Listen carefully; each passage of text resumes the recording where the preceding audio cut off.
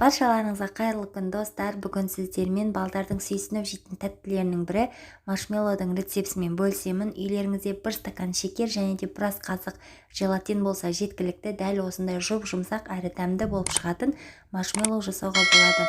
Видеоны қарамас бұрын менің каналыма тіркеліп, қоңырауша белгісін басуды ұмытпа. Алдымен ыдысымызды жақсылап сулап алып, үстіне пищевой пленкамызды жайып, пищевой пленканың үстін міндетті түрде майлап шығатын боламыз.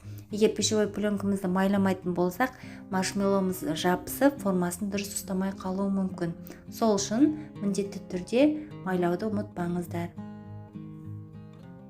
Барлық жерін майлап алдық. Келесі кезекте салқын суымызға желатинімізді салып, жақсылап араластырып, бөлме температурасына қойып қоямыз.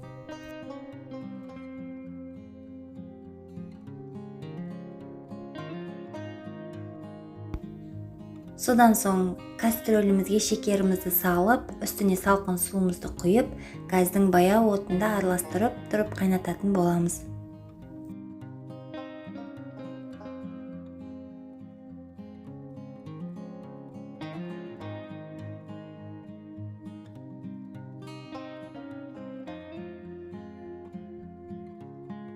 Астық қатып қалмау үшін міндетті түрде тез-тезден араластырып тұруды ұмытпаңыздар.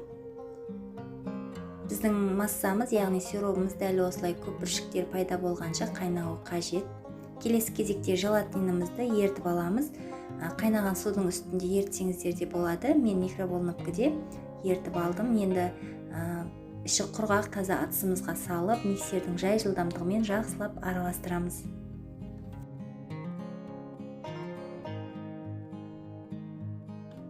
Көріп тұрғандарыңыздай желатиніміз ағарғанша миксерледік. Енді үстіне сиробымызды құйып, миксердің жай жылдамдығымен тағы да араластыратын боламыз. Сиропты міндетті түрде бірнеше бөлікке бөліп құйыңыз. Құю қажет.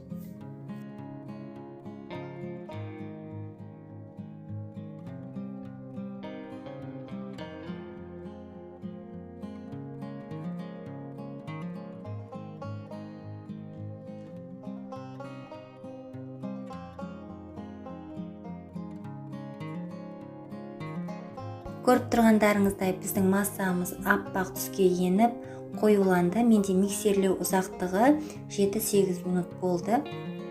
Енді жаңағы дайындап қойған ыдысымызға құятын боламыз. Құйып болғаннан соң бетін жақсылап нығыздап жауып, холодильникке кем дегенде 4-5 сағатқа қойып қоямыз. Біздің маршмеллоумыз формасын ұстап, шамалы қатаюы қажет.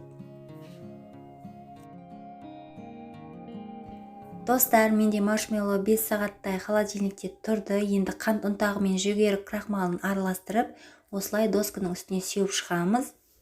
Осының үстіне маршмеллоумызды қойып, үстіне тағы да осы ұнтағымызды сеуіп, қалаған формамызға кесетін боламыз.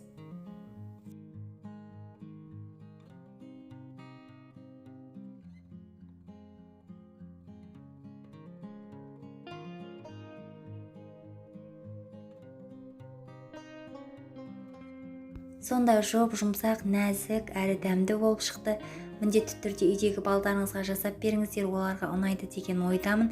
Егер видеоны соңына дейін қараған болсаңыздар, лайк басып, комментарий қалдыруды ұмытпаңыздар. Баршаларыңызға рахмет.